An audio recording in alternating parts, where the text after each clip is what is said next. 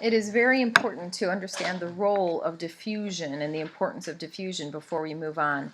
There is simply no way that you're ever going to be able to understand how a membrane potential works or how the channels work or just about anything about neurophysiology until you understand the makeup of the cell membrane and what exists on either side and sort of the potential for things to flow across that cell membrane. All right, so what we're looking at here is a plasma membrane. You see that bilipid membrane there. Remember that it is lipid inside of there. It is nonpolar, so things that are charged, there's simply no way that for things that are charged to actually move across the membrane at all, unless they are through a channel. Traditionally, a cell membrane is going to be depicted in a horizontal manner.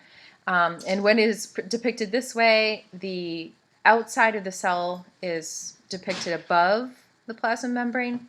The inside of the cell is depicted below the plasma membrane. Outside of the cell, what you'll notice is that there is a particular makeup of ions out here.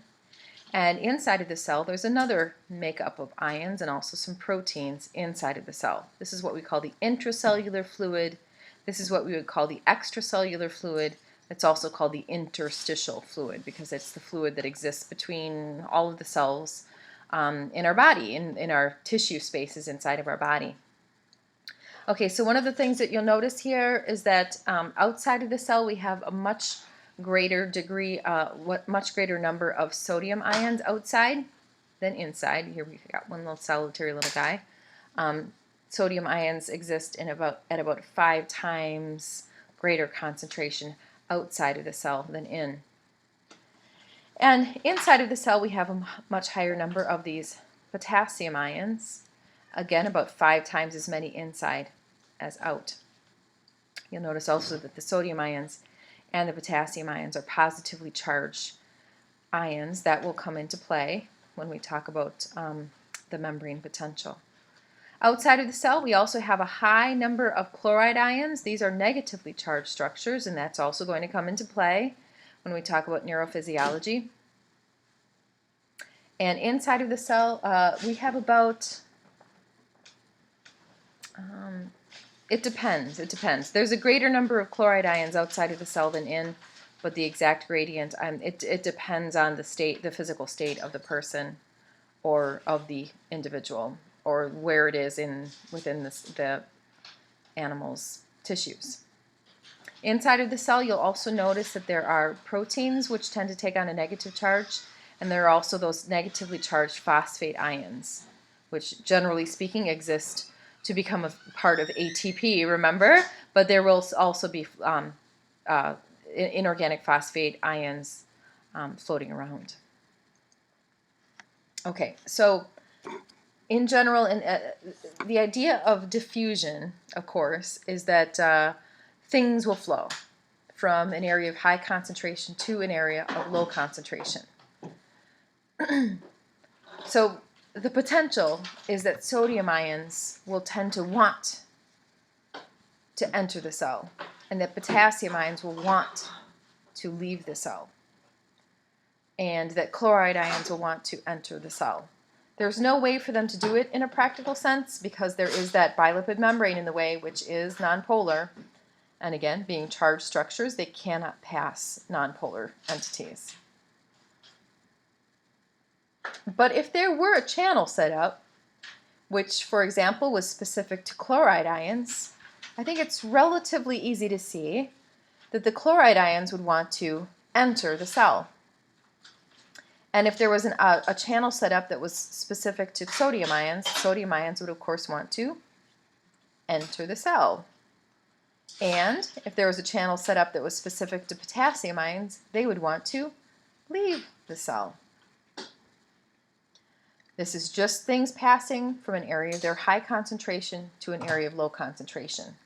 Is it also possible for the ions to flow the other way? Well, yes, of course, there will always be things passing back and forth. Ions don't have a brain. They don't decide where it is that they want to go. It's just the case that when they are highly concentrated on one side of a membrane, the net effect of a channel will allow them to flow in the opposite direction into the cell. Actually, and not shown in this picture, there is one more ion of interest to us, which is the calcium ion. Calcium ions, remember, we actually discussed that they do not exist inside of cells in a practical sense. So they are about 1,000 times greater in concentration outside of the cell, which, by the way, means that there is a tremendous potential, there's a tremendous drive for calcium ions to enter the cell when they are allowed to do so, when there is a calcium channel set up. Keep that one in mind. It's not a story we're going to tell right away, but it's going to come into play in a little bit.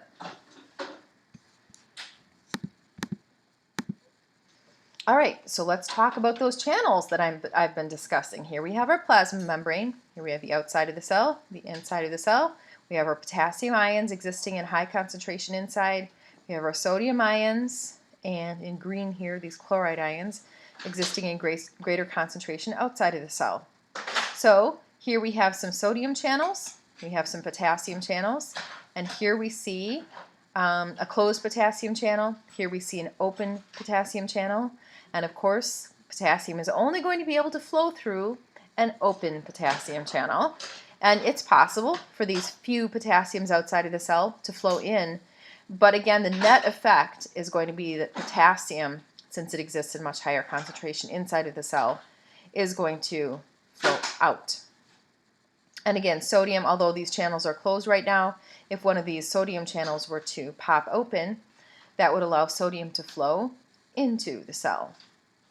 If this little sodium here could flow out, but since they are in higher concentration outside of the cell, they would tend to flow in.